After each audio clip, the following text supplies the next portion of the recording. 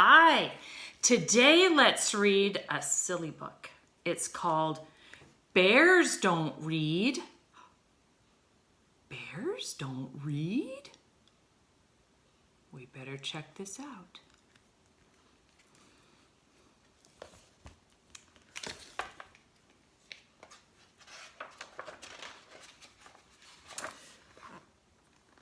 This book belongs to George.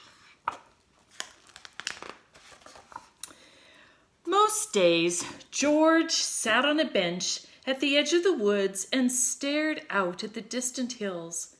He wondered about life. Oh, life is lovely, he thought, tra-la-la and all that. But is this it, he wondered? Is this all there is? His brothers and sisters never wondered about anything. They were perfectly happy, chatting,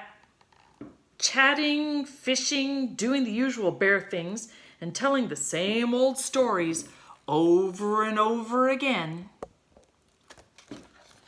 But George was bored. He didn't want to do the usual bear things anymore. He wanted other things. But what, he wondered?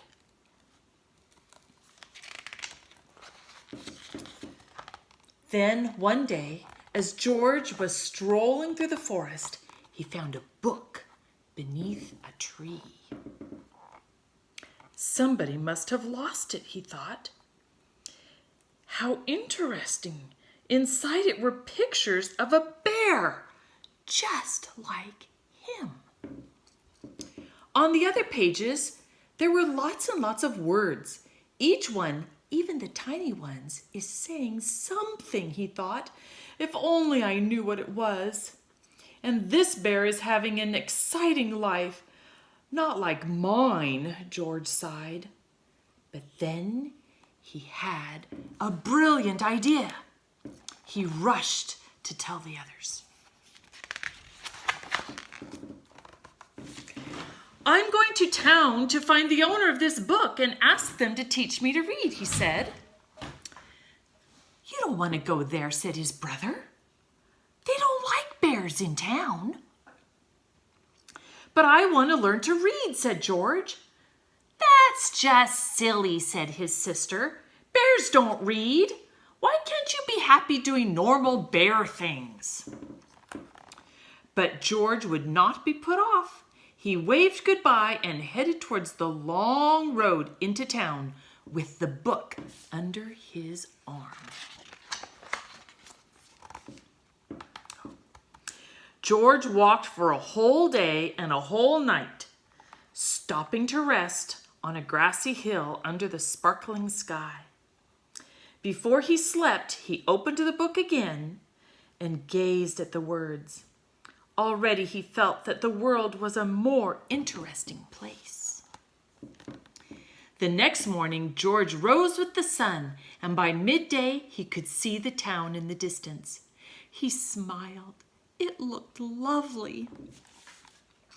There must be so many people who know how to read there, he thought, and lots of new stories they can tell me. But when he arrived, everyone was running. Some were even screaming. Wait, cried George.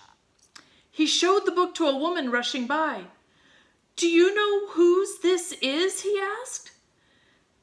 It's from the school, she shrieked and pointed to the red building. Bear! Somebody shouted. Call the police! How peculiar, thought George as he walked towards the school. Inside the school, there was complete silence. Where was everybody? George peered over the desk. Hello, he said. But there was nobody there.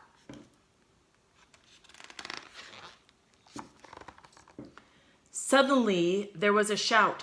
Freeze! Hands above your head! George was surrounded by policemen. What's the matter? He asked nervously.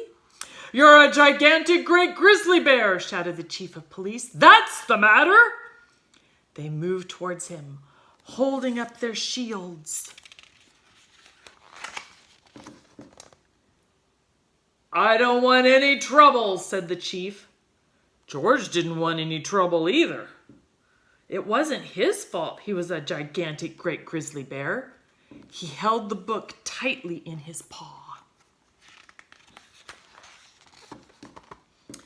Just then, the doors burst open and in walked a little girl called Clementine with her mother. Hey, cried Clementine, that's my book. And that's the bear in my book. This is a dangerous animal, roared the chief. Stand back. He doesn't look dangerous to me, said Clementine. No, said George, I'm not that sort of bear at all. I was just hoping someone could teach me to read. Silence, roared the chief.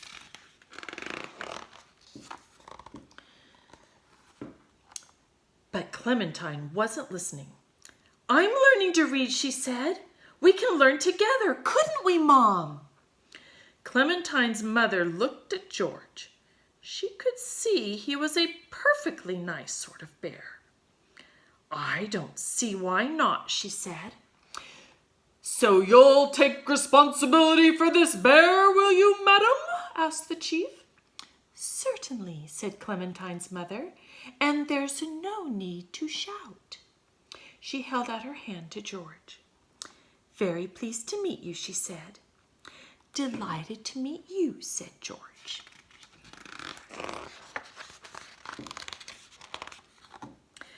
George moved into the summer house at the end of Clementine's garden, and each day after school, Clementine showed him everything she'd learned. It wasn't long before George knew all the letters of the alphabet.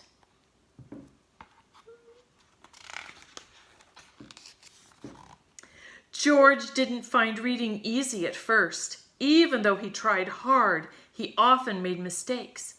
But luckily, Clementine was a kind and patient teacher. Sometimes the chief came to see how they were getting on.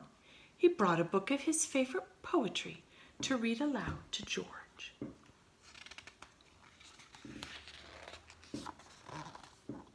Then one day, Clementine said, I bet you can read this whole book now, all by yourself. George opened it and began. Once upon a time, there was a large brown bear who found a book lying under a tree.